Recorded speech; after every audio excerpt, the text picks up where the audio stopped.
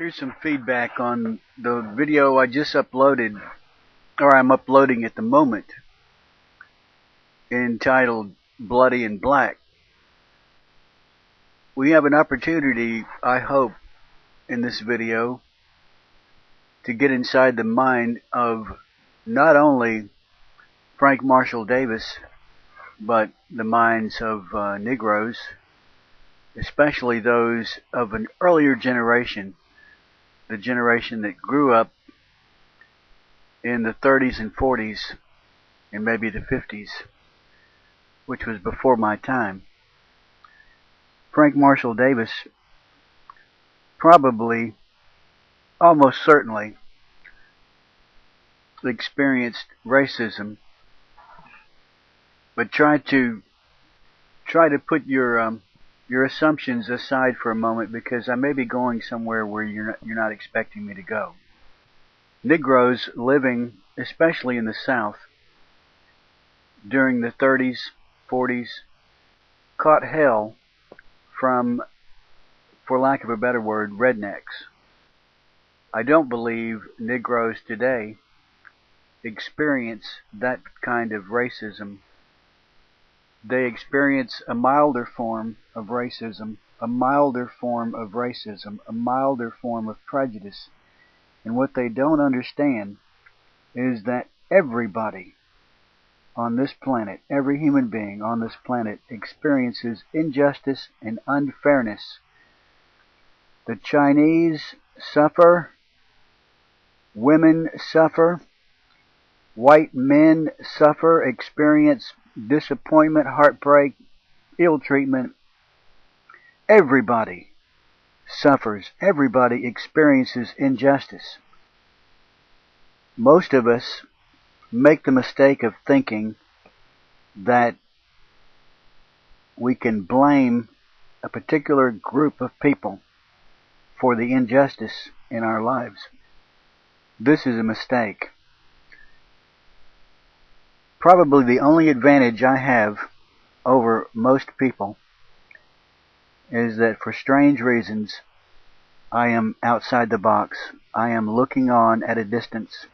I'm a spectator to a large extent, rather than being engaged in a drama up close. When you are engaged in a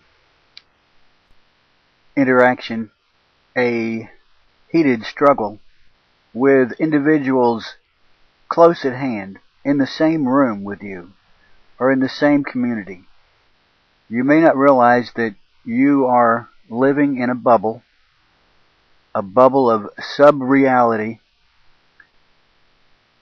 You are mesmerized, captured by the circumstances that are staring you in the face, that are right there with you, that you can reach out and touch, and who can reach out and touch you. You are, as a player on a football field, playing a game, trying your best to win that game. I am a spectator in the bleachers, looking on from a distance. I don't feel your pain to the extent that you do. I don't feel the rush of adrenaline to the extent that you do. You're in the game. I'm a spectator. This gives me an advantage. I can play armchair quarterback. I can be the Monday morning quarterback. Even though I may be wrong, I admit. But I have a detached view. I have a bigger picture than you. I see the whole field. That's my advantage. I'm able to see the whole field. If I was on the field, if I was engaged in the game, I would be blind as well. And I often am. What I wish black people and everybody would realize is that everybody suffers from racism, from prejudice, from injustice, unfairness. That's part of the reality of the human condition. Well, good morning and welcome to the year 2009, I think it is. This is Rip Van Winkle here, and I want to tell you about the newest and latest conspiracy, and it is the conspiracy of the rabbit pellets. We can generate most of our power needs through electricity generated by turbines powered by steam produced by heating water, which passes through a nuclear reactor vessel.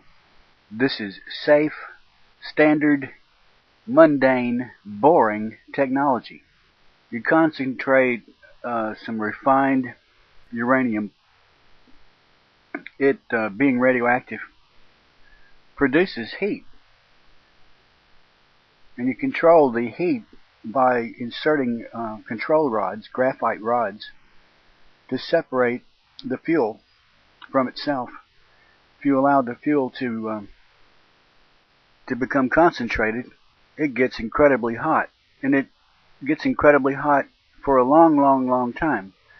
This steam can turn generators and produce electricity out the wazoo. And of course, we can use battery-powered transportation. We'll need jet fuel and gasoline, but other than transportation, some forms of transportation, most of our other power needs can be met easily and safely using nuclear.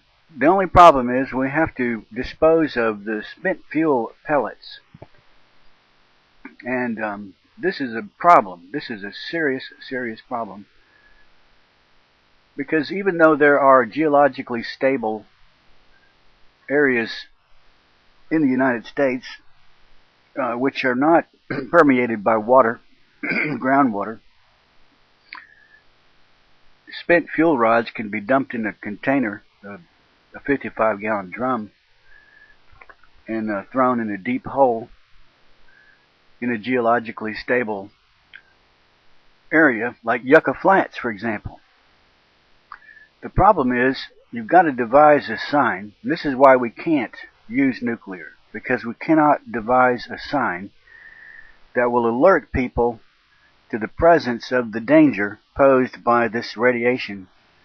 The radiation, these spent fuel pellets, will remain radioactive for 1,000 years or more, posing a health risk to anybody who should venture into this waste depository and open up one of these drums and maybe put some of these pellets in their pocket, thinking that maybe they're rabbit pellets, or it's just some kind of curiosity, and they walk away with these pellets in their pocket and take them home, and pass them out to their friends. Everybody gets sick after a course of weeks, and they don't know what it is that's made them sick.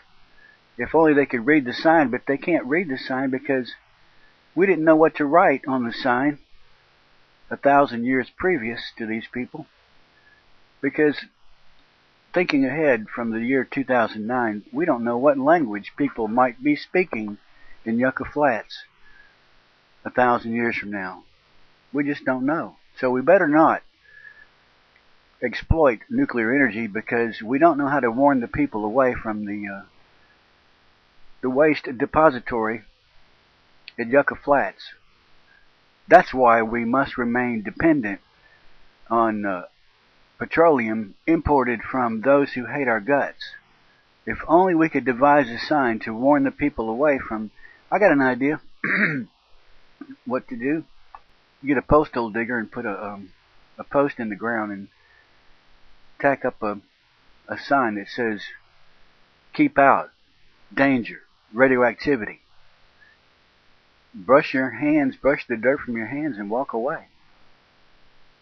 That's what I would do, because I'm not eat up with dumb like the libtards that control a large portion of the world.